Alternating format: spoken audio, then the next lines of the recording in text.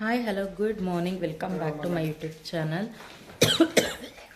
So Sunday ಇವತ್ತು ರೆಡಿಯಾಗಿದ್ದೀನಿ, ಮೈಸೂರಿಗೆ ಹೋಗ್ಬೇಕು ಎಂಗೇಜ್ಮೆಂಟ್ಗೆ.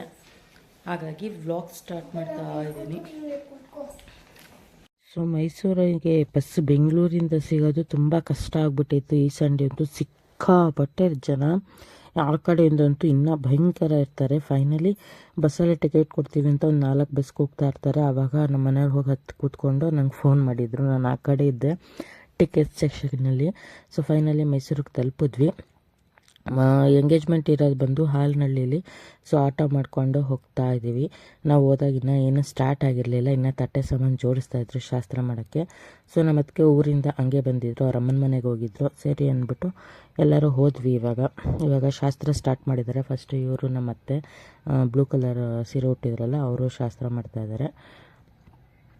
ಅವ್ರು ಮಾಡಿದ ತಕ್ಷಣ ನೆಕ್ಸ್ಟ್ ನಮ್ಮ ಅತ್ತಿಗೆ ಮಾಡ್ತಾರೆ, ಆಮೇಲೆ ನಾನು ಮಾಡ್ತೀನಿ. ಆ್ಯಕ್ಚುಲಿ ಇಲ್ಲೆಲ್ಲ ಶಾಸ್ತ್ರ ಮಾಡೋಕ್ಕೆ ಹಿಂದೆ ಮುಂದೆ ನೋಡ್ತಾರೆ, ನೀವು ಹೋಗಿ ಅನ್ನೋದೇ ಜಾಸ್ತಿ. ಸೊ ನಾವು ಆ ಥರ ಎಲ್ಲ ಕಾಯೋದಿಲ್ಲ. ಸೊ ಹೋಗಿ ಅಂತಾರ ಪಟ್ ಅಂತ ಹೋಗ್ತಾ ಇರೋದು, ಅಯ್ಯೋ ಬನ್ನಿ ನಾವು ಮಾಡೋಣ ಅಂತ. ಯಾಕಂದರೆ ನಾವು ಸಂಬಂಧಿಕರು ಅಂತ ಹೋದ್ಮೇಲೆ ನಾವೇ ಹೋಗಿ ಮಾಡಬೇಕಲ್ವ. ಇವಾಗ ಇಲ್ಲೊಂದು ಗ್ರೀನ್ ಸೀರೆ ಉಟ್ಟಿದಾರಲ್ಲ, ಅವ್ರು ಬಂದು ಹುಡುಗನ ಅಮ್ಮ. ಇದು ಆ್ಯಕ್ಚುಲಿ ಬಂದು ನಮ್ಮ ಸೋದರ ಮಾವನ ಮಗಂದು ಎಂಗೇಜ್ಮೆಂಟು ನಡೀತಾ ಇರೋದು. ಇವಾಗ ನಮ್ಮ ಅದಕ್ಕೆ ಶಾಸ್ತ್ರ ಶುರು ಮಾಡಿದ್ದಾರೆ ನೋಡಿ. ಸೊ ಅವರು ಇವರು ಅಂತ ಹೇಳಿಸ್ಕೊಳ್ಳೋ ಬದಲು ನಾವು ಫಂಕ್ಷನ್ಗೆ ಹೋಗಿದ್ಮೇಲೆ ನಾವು ಮಾಡ್ತಾ ಇರಬೇಕು. ಎದ್ದೋಗಿ ಎಲ್ಲರೂ ಕರೀಲಿ, ಎಳೀಲಿ, ಗ್ವಾಗರೀಲಿ ಅಂತ ಈ ಥರ. ಅಂದರೆ ಗ್ವಾಗರೀಲಿ ಅಂದರೆ ಕೆಲವರಿಗೆ ಅರ್ಥ ಆಗುತ್ತಾ ಇಲ್ವ, ರಿಕ್ವೆಸ್ಟ್ ಮಾಡಲಿ ಅಂತೆಲ್ಲ ಎಕ್ಸ್ಪೆಕ್ಟ್ ಮಾಡಬಾರ್ದು. ನಾವು ಹೋಗಿದ್ಮೇಲೆ ಫಂಕ್ಷನ್ಗೆ ನಾವೇ ಹೋಗಿ ಎದ್ದು ಶಾಸ್ತ್ರಗಳು ಮಾಡಬೇಕು. ಇದು ನನಗೆ ಅನಿಸುವಂಥದ್ದು. ಸೊ ಹಾಗಾಗಿ ನಾನು ಅವ್ರು ಒಂದು ಸತಿ ಹೇಳಿದ್ರೆ ಪಟ್ಟ ಅಂತ ಎದ್ದು ಹೋಗ್ತಾ ಇರೋದೇ ಮಾಡ್ತಾ ಇರೋದೆ. ಅಯ್ಯೋ ನಮ್ಗೆ ಅದು ಬರಲ್ಲ ಇದು ಬರಲ್ಲ ಅಂತೆಲ್ಲ ಅಂದ್ಕೊಳಕ್ಕೆ ಹೋಗ್ಬಾರ್ದು. ಆ್ಯಕ್ಚುಲಿ ನಮಗಿಂತ ಜಾಸ್ತಿ ಅವ್ರಿಗೆ ಬರೋಲ್ಲ. ನೋಡಿರ್ತೀವಲ್ಲ ಮುಂದೆ, ಫಸ್ಟ್ ಯಾರು ಮಾಡಿರ್ತಾರೋ ಅವರು ನೋಡ್ಕೊಳ್ಳೋದು, ನಾವು ಅವ್ರು ನೋಡಿಕೊಂಡು ಅವ್ರ ಥರನೇ ಮಾಡೋದು ಅಷ್ಟೇ. ಇದರಲ್ಲೆಲ್ಲ ಏನು ಅಷ್ಟೊಂದು ಕಾಂಪ್ಲಿಕೇಟೆಡ್ ಅಲ್ಲ, ಏನಿರಲ್ಲ. ಮಾಡ್ತಾ ಹೋದರೆ ಬರ್ತಾ ಹೋಗುತ್ತಷ್ಟೆ. ಸೊ ನಾವೇ ಮುಂದಕ್ಕೆ ಹೋಗಲಿಲ್ಲ ಅಂದರೆ ಇನ್ಯಾರು ಬರ್ತಾರಲ್ವ ಸಂಬಂಧ ಅಂತ. ನಾವು ಫಂಕ್ಷನ್ಗಳು ಅಟೆಂಡ್ ಮಾಡಿದಾಗ ನಾವು ಎದ್ದು ಹೋಗಿ ಮಾಡಬೇಕು. ಆ ಥರ ಎಕ್ಸ್ಪೆಕ್ಟೇಷನ್ ಎಲ್ಲ ಇಟ್ಕೋಬಾರ್ದು. ಯಾಕಂದರೆ ಮುತ್ತೈದೆಯರು ಅಂತ ಇದ್ಮೇಲೆ ಎದ್ದೋಗಿ ಪಟ ಅಂತ ಮಾಡ್ತಿರ್ಬೇಕು. ನನಗೆ ಅದೇ ಅಭಿಪ್ರಾಯ. ಸೊ ಹಾಗಾಗಿ ನಾನು ಯಾರನ್ನು ಎಕ್ಸ್ಪೆಕ್ಟ್ ಮಾಡಲಿ, ರಿಕ್ವೆಸ್ಟ್ ಮಾಡಲಿ ಅಂತೆಲ್ಲ ನಾನು ಎಕ್ಸ್ಪೆಕ್ಟ್ ಮಾಡೋಕ್ಕೆ ಹೋಗಲ್ಲ. ನನ್ನ ಪಾಡಿಗೆ ನಾನು ಹೋಗಿ ಮಾಡ್ತಾಯಿರ್ತೀನಿ. ಆರಾಮಾಗಿ ಮಾಡೋದು, ಬಂದು ಕೂತ್ಕೊಳ್ಳೋದು ಅಷ್ಟೇ. ಆಮೇಲೆ ಫೋಟೋಸ್ ತೆಗೆಸ್ಕೊಂಡ್ರೆ ಆಯಿತು.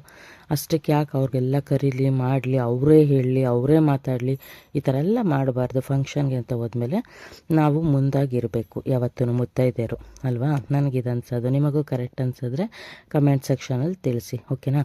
ಫಂಕ್ಷನ್ ಅಂತೂ ತುಂಬಾ ಚೆನ್ನಾಗಾಯಿತು. ಅಂದರೆ ಇವಾಗಿನ ಟ್ರೆಂಡಿನ ಪ್ರಕಾರ ಎಲ್ಲರೂ ಅದೇ ಥರನೇ ತಟ್ಟೆ ಸಾಮಾನುಗಳನ್ನ ಜೋಡಿಸ್ತಾರೆ. ಸೊ ತುಂಬ ಚೆನ್ನಾಗಿ ಮಾಡಿದರು, ನನಗೂ ತುಂಬಾ ಇಷ್ಟ ಆಯಿತು. ನಮ್ಮ ಯಜಮಾನ್ರು, ನಾನು, ನನ್ನ ಮಗ 3 ಜನ ಹೋಗಿದ್ದು. ನನ್ನ ಮಗಳು ಬರಲ್ಲ ಅಂದ್ಲು. ನೆನ್ನೆ ರಿಸೆಪ್ಷನ್ಗೆ ಹೋಗಿದ್ದ ಕಾರಣ ಅಮ್ಮ ನಂಗೆ ತುಂಬ ಟಯರ್ಡ್ ಆಗಿದೆ, ನಂಗೆ ಬರೋಕ್ಕಾಗಲ್ಲ ಅಂದ್ಲು. ಸರಿ ಆಯಿತು ಅಂದ್ಬಿಟ್ಟು ಅವಳು ಮನೆಯಲ್ಲೇ ಬಿಟ್ಟು ಬಂದ್ವಿ. ಸೊ ಅವ್ರು ಬ್ಯಾಕ್ ಟು ಬ್ಯಾಂಗ್ಳೂರು ಹೊರಟೋಗ್ತೀವಿ ನಾವು, ಏನು ಉಳ್ಕೊಳ್ಳೋದಿಲ್ಲ. ಹಾಗಾಗಿ ಸಿಟಿಲೇ ನಡೆದಿದ್ದಲ್ವ, ಹಾಗಾಗಿ ಬೇಗನೆ ಆಟೋ ಎಲ್ಲ ಸಿಗುತ್ತೆ. ವಾಪಸ್ಸು ಬೆಂಗಳೂರಿಗೆ ಹೋದರೆ ಆಯಿತು ಅಂದ್ಬಿಟ್ಟು ಸರಿ ಅಂತ ಅವಳನ್ನು ಬಿಟ್ಟು ಬಂದ್ವಿ. ಸೊ ಬೆಳಿಗ್ಗೆನೇ ಹೋಗಿರೋದ್ರಿಂದ ಹೊಟ್ಟೆಗೆ ಏನೂ ತಿಂದಿಲ್ಲ, ವೆಯ್ಟ್ ಮಾಡ್ತಾಯಿದ್ದೀವಿ. ಹೊಟ್ಟೆ ಬೇರೆ ಹಶ್ವಾಗ್ತಾಯಿದೆ ಸಿಕ್ಕಾಬಿಟ್ಟೆ. ಇವಾಗ ನೆಕ್ಸ್ಟು ಊಟಕ್ಕೆ ಹೋಗಬೇಕು. ಸೊ ಶಾಸ್ತ್ರ ಎಲ್ಲ ಮುಗಿದ್ಮೇಲೆ ಇವಾಗ ಹುಡುಗ ಹುಡುಗಿನ ಸ್ಟೇಜ್ ಮೇಲೆ ನಿಲ್ಲಿಸಿ ರಿಂಗ್ ಹಾಕ್ಸೋ ಕಾರ್ಯಕ್ರಮ. ಸೊ ತುಂಬ ಚೆನ್ನಾಗಿ ಮಾಡಿದ್ರು. ಸ್ಮೋಕಿ ಮತ್ತು ಫೈರಿಂಗು ಎಲ್ಲ ಮಾಡಿದರು. ಎಂಟ್ರೆನ್ಸ್ ಆಗ್ತಿದ್ರಲ್ಲ ಹುಡುಗ ಹುಡುಗಿ, ಹಾಗಾಗಿ ಸೊ ಗಂಡು ಹೆಂಡು ನಿಂತಿದ್ದಾರೆ. ಮತ್ತು ಸ್ಯಾರಿನ ಬದಲಾಯಿಸ್ಕೊಂಡು ಬರ್ತಾರೆ. ಶಾಸ್ತ್ರ ಆದಮೇಲೆ ಶಾಸ್ತ್ರಕ್ಕೆ ಅಂತ ಒಂದು ಸ್ಯಾರಿ ಕೊಟ್ಟಿರ್ತೀವಿ ಹುಡುಗನ ಮನೆಯಿಂದ. ಸೊ ಆ ಸ್ಯಾರಿನ ವೇರ್ ಮಾಡ್ಕೊಂಬರ್ಬೇಕು. ಇವಾಗ ಆ ಸ್ಯಾರಿನ ಹುಡುಗಿ ವೇರ್ ಮಾಡ್ಕೊಂಬಂದಿದ್ದಾಳೆ. ಸೊ ನಾವು ಬಂದು ಗಂಡಿನ ಕಡೆಯವರು. ಹುಡುಗಿನೂ ನಮ್ಮ ರಿಲೇಷನ್ನೇ ಆಗಬೇಕು, ರಿಲೇಷನಲ್ಲೇ ಮಾಡ್ತಾ ಇರೋದು. ಹುಡುಗ ಹುಡುಗಿ ಇಬ್ಬರು ಪರಿಚಯನೇ ರಿಲೇಷನಲ್ಲಿ. ಸೊ ಅಂದರೆ ನಾವು ಗಂಡಿನ ಕಡೆಯವರೇ ಮೇಯ್ನಾಗಿ. ಸೊ ಹಾಗಾಗಿ ನಾವು ಅಲ್ಲಿ ಹಂಗೂ ತುಂಬ ಜನ ರಿಲೇಷನ್ಸ್ ಬಂದಿದ್ರು ಹುಡುಗಿ ಕಡೆಯವರು. ಅಂದರೆ ನಮಗೆ ಪರಿಚಯ ಇದ್ದವರು, ನಾವು ಆಡಿ ಬೆಳೆದವ್ರ ಜೊತೆಯಲ್ಲೆಲ್ಲ ಬಂದಿದ್ದರು. ಹುಡುಗಿ ಕಡೆ ನೀನು ಬರಬೇಕು ಅಂತ ಅವ್ರು ಹೇಳ್ತಾಯಿದ್ರು. ಇಲ್ಲಪ್ಪ ನಾವು ಹುಡುಗನ ಕಡೆಯವರು ಅಂತ ನಾನು ರೇಗಿಸ್ತಾ ಇದ್ದೆ. ಸೊ ಇಬ್ಬರೂ ರಿಲೇಷನ್ನೇ ಆಗಿರೋದ್ರಿಂದ ನಮಗೆ ಏನೂ ಪ್ರಾಬ್ಲಮ್ ಇಲ್ಲ, ಓಕೆನಾ. ಯಾವ ಕಡೆ ಹೋಗಿ ಎಲ್ಲ ಮುಗಿಸ್ಕೊಂಡು ಲಾಸ್ಟಲ್ಲಿ ಒಂದು ಸೆಲ್ಫಿ ತೆಕ್ಕೊಂಡು ಇನ್ನೂ ಒಂದು ಸ್ವಲ್ಪ ಹೊತ್ತೆಲ್ಲ ಹರಟೆ ಹೊಡ್ಕೊಂಡು ಡ್ರೆಸ್ ಚೇಂಜ್ ಎಲ್ಲ ಮಾಡಿಕೊಂಡು ಹೊರಟು ಬಂದ್ವಿ ರೈಲ್ವೆ ಸ್ಟೇಷನ್ಗೆ.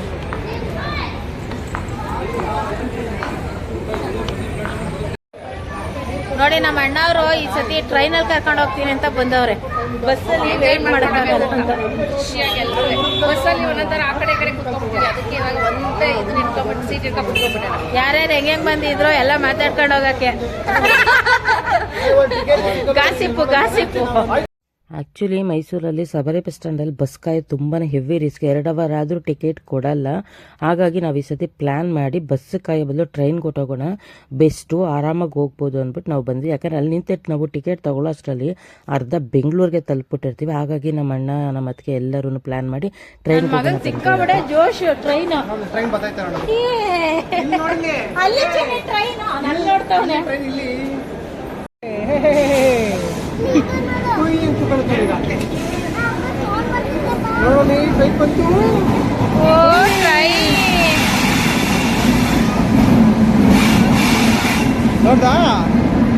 So for the first time ನನ್ನ ಮಗ ಟ್ರೈನ್ ನೋಡ್ತಾ ಇರೋದು. ತುಂಬಾ ಖುಷಿ ಆಗ್ಬಿಟ್ಟಿತ್ತು ಅವನಿಗಂತೂ. ಅವ್ನು ಖುಷಿಯಾಗಿದ್ದು ನೋಡಿ ನನಗೂ ಹಳೆ ನೆನಪು ಬಂತು. ನಾನು ಆವಾಗ ಟ್ರೈನಲ್ಲಿ ಹೋಗಲೇಬೇಕು ಅಂತ ಹಠ ಮಾಡಿ ಚಿಕ್ಕವಳಿದ್ದಾಗ ಫಸ್ಟ್ ಟೈಮ್ ಟ್ರೈನ್ ಹತ್ತಿದ್ದೆ. ನನಗೆ ಅದು ನೆನಪಿದೆ ಇವಾಗಲೂ ಕೂಡ. ಸೊ ನನ್ನ ಮಗನೂ ಅಷ್ಟೇ ಎಂಜಾಯ್ ಮಾಡ್ತಿದ್ದೆ. ಟ್ರೈನಲ್ಲಿ ಹೋಗ್ತೀವಿ ನಾವು ಇವತ್ತು, ಎಷ್ಟೊಂದು ಟ್ರೈನ್ ಇದೆ ಅಂತ ಸಖತ್ ಖುಷಿ ಪಟ್ಟ ಅವನು. ಸೊ ಫೈನಲಿ ಅವನು ಟ್ರೈನ್ನ ಎಂಜಾಯ್ ಮಾಡೋ ಟೈಮ್ ಬಂತು ನೋಡಿ, ಅನ್ಎಕ್ಸ್ಪೆಕ್ಟೆಡ್ ಆಗಿ. ಇವಾಗ ಟ್ರೈನ್ಗೆ ಹೊರಡ್ತಾ ಇದ್ದೀವಿ. ಜೈ ಶ್ರೀರಾಮ್. ಯಾರು ಫೋನ್ ಮಾಡಿದ್ರಲ್ಲ ಅವ್ರೇ? ಅವ್ರು ಆ ಕಡೆ ಹತ್ತದ್ರೇನೋ? ಹೌದಾ, ಫೋನ್ ಮಾಡಿ.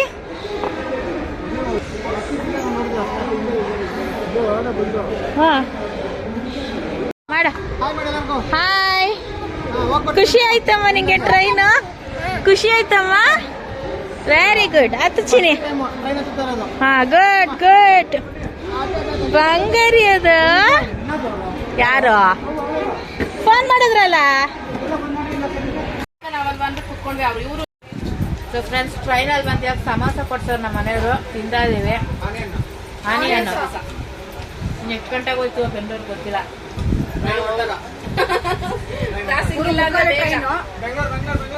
ಬೆಟ್ಟ ಕರ್ಕೊಳ್ಬೇಕು. ಕೊಳೆಗಲ್ಲ ಅಣ್ಣ, ಇದು ನಮ್ಮ ಬಸ್ಸು. ಇಲ್ಲಿ ಯಾರು ತಂದ್ಕೊಟ್ರವ ಜ್ಯೂಸು? ಯಾರು ಕೊಟ್ರು? ಮಾಮ.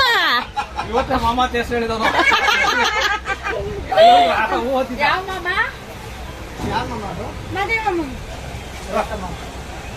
ವಿಧಾನಸೌಧ ಮಾಮನು. ಈ ಮಾಮನ ಎಲೆಕ್ಟ್ರಿಸಿಟಿ ಮಾಮನು ಮಾಡ್ಕೊಳಕ್ಕಿಲ್ವಾ? ಸೊ ನಿಜವಾಗ್ಲೂ ಟ್ರೈನಲ್ಲಿ ಹೋದರೆ ಸಖತ್ ಎಂಜಾಯ್ ಮಾಡ್ಕೊಂಡು ಬಂದ್ವಿ. ಬಸ್ಸಲ್ಲಿ ಆಗಿದ್ರೆ ಇಷ್ಟು ಎಂಜಾಯ್ ಮಾಡೋಕ್ಕಾಗ್ತಾ ಇರಲಿಲ್ಲ. ನಮ್ಮ ಅಣ್ಣನ ರೇಗಿಸ್ತಾ ಇದ್ವಿ. ಅವ್ರೇನೋ ಹೇಳ್ತಾ ಇದ್ರು ನಮ್ಮ ಮನೆಯವರು. ಹಂಗಾರೆ ನೀವು ಹಾಗೆ ಮಾತಾಡಿ ಹಂಗೆ ಆಗ್ತಾಳೆ ಅವಳು ಯೂಟ್ಯೂಬ್ಗೆ ಅಂತಿದ್ರು. ಸೊ ಅವೆಲ್ಲ ಹಾಕೋದು ಬೇಡ, ಏನು ಪಾಪ ಸುಮ್ಮನೆ ಬೇರೆಯವ್ರಿಗೂ ಬೇಜಾರಾಗತ್ತೆ ಅಂದ್ಬಿಟ್ಟು ನಮ್ಮ ಅಣ್ಣಂಗೆ ರೇಗಿಸ್ತಾ ಇದ್ದೆ. ಹಾಕ್ತೀನಿ ನೋಡು, ಹಾಗೆ ಹಾಕ್ತೀನಿ ನೋಡು ನಿನಗೆ ಅಂತ. ಸೊ ಎಲ್ಲ ಹಾಕೋಕ್ಕಾಗಲ್ಲ ಹಂಗಂಗೆ ರಾ ಎಲ್ಲ, ಯಾಕೆಂದರೆ ವಾಯ್ಸ್ ಓವರ್ ಕೊಡ್ತಾ ಇದ್ದೀನಿ. ಕೆಲವೊಂದೆಲ್ಲ ಬೇಡ ಅಂತ ಅಷ್ಟೇ. ನಮ್ಮಣ್ಣ ತಿನ್ನಲ್ಲ ಅಂತ ಎಲ್ಲ ಅದಾರು ಮಂಡ್ಯ ರಮೇಶ್ ಹೇಳ್ತಾರಲ್ಲ, ತಿನ್ನಲ್ಲ ಅಂತ 4 ಮುದ್ದೆ ಉಂಡ, 1-2 ಸಟ್ಕ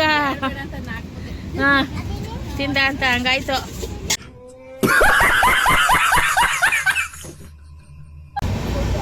ತಗೊಳ್ತೀನಿ.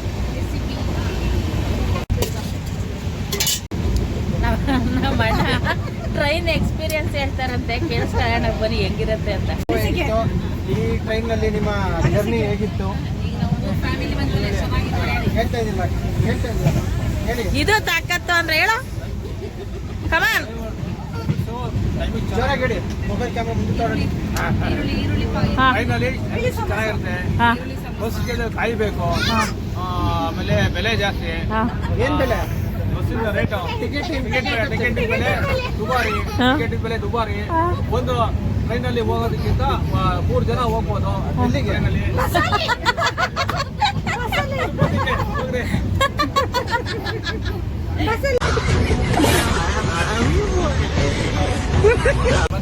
ನಮ್ಮ ಅಣ್ಣನ ಡೈಲಾಗ್ ನೋಡ್ಬೇಕು. ಕ್ಯಾಮ್ರಾ ಆನ್ ಆಗಿದ ತಕ್ಷಣ ವಾಯ್ಸೇ ಬರ್ತಾಯಿಲ್ಲ.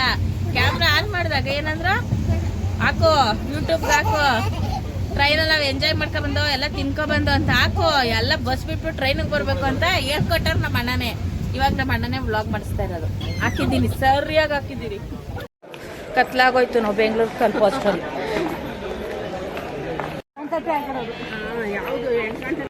ಸೊ ನನ್ನ ಮಗನ ಟ್ರಾಫಿಕಲ್ಲಿ ಆಗಲ್ಲ ಅಂದ್ಬಿಟ್ಟು ನಮ್ಮ ಮನೆಯವ್ರು ಮೆಟ್ರೋಲ್ಲಿ ಕರ್ಕೊಂಡು ಹೋಗ್ತಾ ಇದ್ದಾರೆ. ಅವರೆಲ್ಲ ಬಸ್ಸಲ್ಲಿ ಹೋದ್ರು, ಕೆಂಗೇರಿಲಿ ಇಳಿದ್ಬಿಟ್ಟು. ನಾವು ಕೆಂಗೇರಿಲಿ ಇಳಿದಿದ್ದು, ಬಟ್ ನಮ್ಮ ಮನೆಯವ್ರು ಮೆಟ್ರೋದಲ್ಲಿ ಹೋಗೋಣ, ಇವ್ನು ಕಟ್ಕೊಂಡು ಆಗಲ್ಲ ಬಸ್ಸಲ್ಲಿ ಅಂದರು. ಸರಿ ಅಂದ್ಬಿಟ್ಟು ಮೆಟ್ರೋಗೆ ಬಂದು ಕೂತಿದ್ದೀವಿ. ಇವಾಗ 7:15 ಆಗಿದೆ ಆಗೋದು. ಸೊ ಬನ್ನಿ ಗೈಸ್ ರಿವ್ಯೂ ಹೇಳೋಣ. ಇವ್ರು ಯಾಕೆ ರಕ್ಷಿತಾ ಮಾತಾಡೋದು ಹಾಂ ಓ ಚೀಸಿ ಫ್ರೈಸ್. ಹಾಂ ಬರ್ಗರ್ ಓಪನ್ ಮಾಡ್ತೀನಿ. ಹಾಂ ಇಲ್ಲಿ ಕೂತ್ ಅವುಗೆ ಬರ್ಗರ್ ಇಷ್ಟ, ಸಾಸ್ ಅಜ್ಜಿ ಬರ್ಗರ್ನ ತಿನ್ನಿಸ್ಬೇಕು. ಇವಾಗ ಪ್ಲೇನ್ ಅಲ್ಲಿ ತಿನ್ನೋಣ.